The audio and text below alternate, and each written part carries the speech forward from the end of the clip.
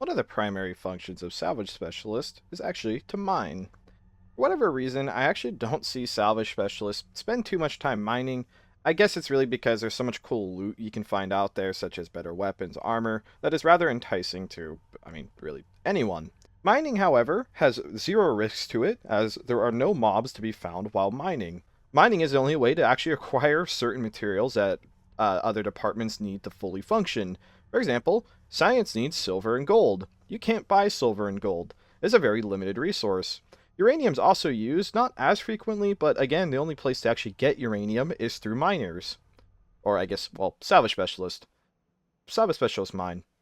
Whatever. There are a bunch of different ores in Space Station 14. There's things like bananium ores, there's plasma ore, uranium ore, gold ore, silver ore, quartz, salt, iron ore, artifact fragments, and coal. From left to right is the order of their value. Left is the least valuable, right is the most valuable to mine. The only exception that I'm just going to get out of the way is that one bananium ore costs 113 bucks, but a whole stack of bananium costs 313 bucks, meaning that bananium actually gives less money being converted, which every other ore does not work this way. Bananium, for some reason, loses value when it's refined. It also becomes radioactive, so you have to be really careful of that. But bananium ore is really only used for joke items, and, like, you can literally look at it. Like, the only person who really is going to care about bananium is a clown. Steel and glass and plasma can all be purchased through cargo. So the way processing ores works is that you just take your ore, and you come over to the ore processor. So let's say I have 6 plasma ore, and that is the requirement for the normal ore processor. Once you open up the UI, you can just hover over whatever you need to see the things you can create. So if I want to create a stack of plasma, a stack is 30, you need 6 plasma ore. If you stick the ore in, you just click it, and out will pop a full stack. You can't print out half stacks, so that means you do need to be on the correct numbers amount per mining, so like you need to get 6 ores. Of course, there is the industrial processor, which science can make for you. They can make it pretty easily. And all this does is it actually saves how much ore is needed to make full stacks. Whenever you can, you should always use the industrial ore processor. It also lets you make things like uranium glass directly, where you can't do that with the ore processor, but also a minor feature. Depending on the station, you just need to find a room that has the salvage magnet. Sometimes it's outside the station, sometimes it's inside. Whatever the case may be, you need to locate this. We're also going to need equipment.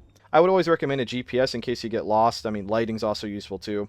And you definitely need your mag boots because there's no gravity on the asteroids. You're going to want to grab a pickaxe, which you can get out of the salvage equipment. They're also mapped pretty commonly. It's also nice to take something like a floodlight. And this is interesting. The floodlight only has a small battery in it, where flashlights have a medium battery in it. So just pop out the small battery and just put in the medium battery for maximum efficiency. And of course, we're going to want an ore bag. Specifically, you're going to want to put the ore bag on your belt slot, and you'll see very quickly why I recommend this. There are 2 ways to start mining. We can use the salvage magnet and select an asteroid to mine from. This is not as good for mining, admittedly. It's good if you're looking for one specific resource because it will tell you directly what resources are on each asteroid. And finally, we need to go to the salvage magnet itself, and this is where you can look at the certain offers. We have a decision to make. We can go for the gold silver deposit, both are poor, or we can go for a moderate plasma with the poor uranium. Again, I think focusing on things that you can't acquire normally is pretty important. So like this is artifact fragments would really be the main purpose here, but poor amount of plasma is just really not that enticing. So I think of these two, I would probably argue that the silver and gold is the most important because those two are the hardest to get. And it actually does come with coal and iron, so you can make steel, which every department needs, especially people like engineering and science. So we're just going to claim this. As soon as you claim it, you'll have a message in your chat bar saying, piece of salvage debris is pulled in, estimated hold time is 360 seconds. So we're going to also have to go on to the reclaimer. So I already flew it here, but all you have to do at this point is pilot your reclaimer to wherever cargo is, and you're going to have to go fly out there. You can even see how much space there actually is. So we're going to turn on our mag boots. It's a little preemptive, but it's fine. It's just better to remember to have them on before you drift off entirely. And we're just going to fly out there. Mining itself is actually really simple. You hit the rock, and if you have the ore bag on your tool belt, it'll pick it up automatically. get as close as you possibly can. Press space to brake whenever you get the opportunity. You can hold the floodlight in your hand just to have a ton of light. Again, make sure your mag boots are on. We're going to make sure we're breathing by just clicking the toggle internals button, and we're good to go. Now we just walk out here, and as soon as you step on ground with mag boots on, you'll magnetize. Put the floodlight down. You want to wield the pickaxe because wielding the pickaxe makes it do more damage. Now we will properly one-hit all of the ores. There's no reason, as far as I'm aware, to actually hit the asteroid rocks. You just want to look for the ores themselves and just destroy them. There we go, we found some silver. What's nice about mining is that sometimes you actually get additional ores per node. The higher rarity stuff, that doesn't really happen, but with silver, the higher rarity nodes typically don't drop multiples, but as you can see, I just got 2 silver there. So you actually can get multiple stacks pretty easily with some decent luck. And eventually you will get a message saying the magnet is no longer able to hold the debris. You have 30 seconds. At that point, this is when you just start running back towards the floodlight. Try to not get too lost. So now that we're back at the station, you can literally just quick take from your belt slot and just kind of spam click everything onto the ore processor. Salt doesn't go in there. And that's really all you got to do. In that tiny little trip, with bad luck, we did manage to get 2 entire stacks of silver, which will be enough for science to really make kind of whatever they want. That will set science for the entire round on silver.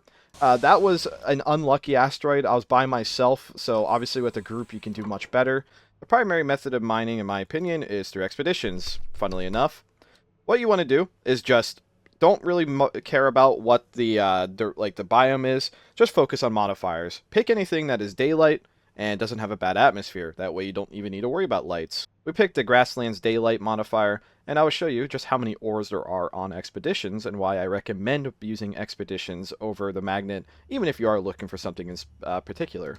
So in order to actually get on the expedition, in case you're unaware, you go to the shuttle console, click Map, scan for objects, go to the map, the map with just a number, click the planet, FTL, and then click the FTL and click on the planet itself. And I'm just going to fly around as a ghost to show you why you mine on expeditions.